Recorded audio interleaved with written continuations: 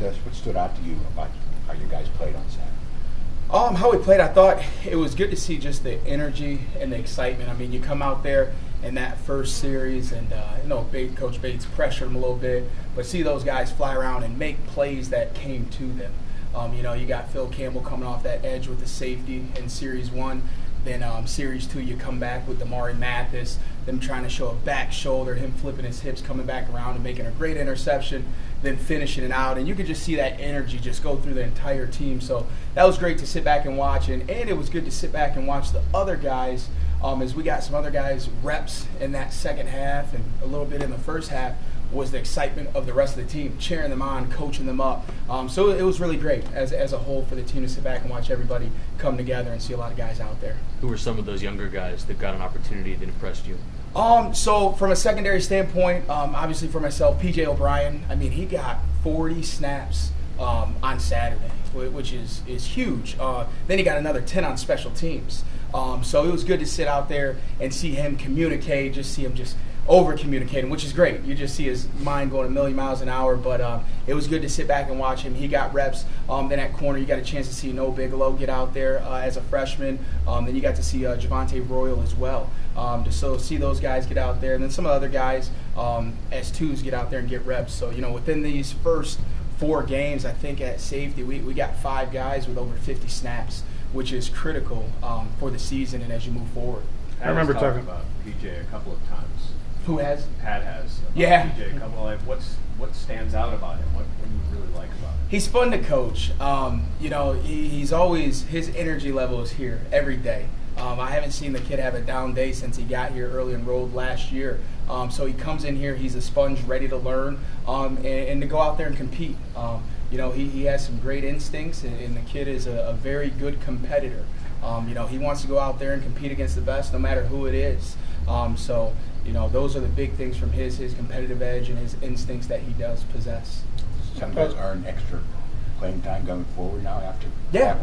There's some shake-up, there's some things, and, as you work through it. And now, at the end of the day, every single day in practice, as we watch the reps, everything's graded and judged, and those depth charts will always be determined on that Friday, going into the game. But, some guys got a chance to show in live situations some good things to pique our interest a little bit more in our eyes, perk our eyes a little bit more moving forward. I remember talking to Pat right after the first game about Rashad Battle, and he said he felt like that was a player that could do a lot better than he showed in that opener. Where is he now compared to who he was 4 weeks ago? What have you seen from him? Good. I think Rashad had a really good practice today. I think obviously we're playing Georgia Tech, going down there for, the 6th year in a row, 3rd year. But obviously he's excited to get back home. He was in the film room this morning. I think it was 6:15. So we started the day at 7:30. He was in there with his pen and paper at 6:15 this morning, just locked in. So, and Rashad has continued to grow confidence in the position. Obviously, as you transition positions, there's different technique differences, eye differences. Just there's a lot of small little unique differences from the corner position to the safety position. And as he continues to get comfortable in there, he continues to grow more confidence. So you can see day by day, week by week, Rashad getting more comfortable in the position and growing that confidence moving forward. With the secondary as a whole now, 4 weeks into the season, how would you assess that group? Obviously a group that had to replace a few guys who went to the NFL.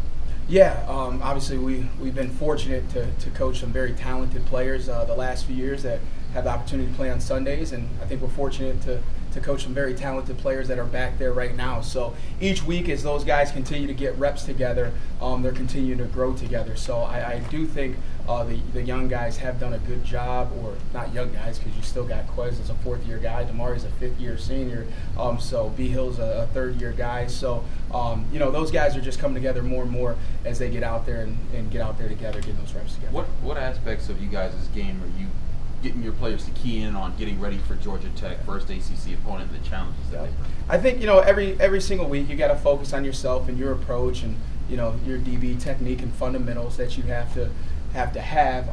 But this is going to be a tough battle. They're going to have a great home crowd down there, guys rallying behind. They just got after North Carolina pretty good. So they're going to be fired up. So we got to make sure we're locked in and control what we can control, and that's within us and taking care of our business. But our approach is always the same, and obviously it's the first ACC game, so it naturally, the intensity riles up. But every single day, no matter who the opponent is, we're going to be locked into what we have to do to be successful. Brandon's only started a handful of games, but do you guys view him as a veteran at this point? Yeah. He got 2 or 3 starts last year. He's 3 or 4 this year. So he has a few. So he's still growing and maturing like the rest of those guys. He's still seeing a lot of things for the first time too. So he's still growing and out there. So not quite a veteran yet. Go ahead, John. I was going to say, how have you seen him grow, and where is he at right now? Yeah, you have seen a lot though. If you see Brandon from those games last year until this year, you can just see his coverage of how he sits in there, very, very comfortable. I mean, the kid is a very, very fast kid. You guys remember at Tennessee chasing down that long run from the quarterback. So just his comfort level of getting more comfortable in his coverage, you've seen a lot of growth there. And you just see how he is out there directing things and talking overall. You can continue to see that. And him and Eric working together, because I think Eric does a phenomenal job to the field of making sure we're all on the same page. That's one thing those guys have done a great job of in these first 4 weeks, of making sure we're all on the same page, all 4 guys back there. Outside of the result and the energy, what did you like from your guys last week that gave you, confidence that what had happened the week before was just in a rearview mirror? I like their mentality of how they approached that Saturday. Now, I'll tell you, these kids practice hard, okay? Even going into the previous week, they practice hard Tuesday, Wednesday, Thursday leading up to it. And they don't take anybody for granted. It doesn't matter who you play. Like I say, their mindset's the same every single day, every single practice, and every single week. But that Saturday, okay, and when that game started, just that focus and that mentality, start to finish, all right, they wanted to go accomplish something, and they played with a purpose, all right, and I feel like you could feel that purpose and how their movements and everything about them throughout that entire day. So that was special to sit back and watch. I mean, I know that you have to have short-term memory if you're a corner, but Pat's system is what it is, and those guys are going to be out there by themselves a lot. Yeah. They're going to lose sometimes. Yeah. Is there maybe more pressure here to stick a special kind of kid maybe to do that here as opposed to some other place where they might play a lot of zone or they might do? No, we never expect to lose. Right, no. I know. No. But at the end of the day, in the secondary, you got to have short-term memory, right?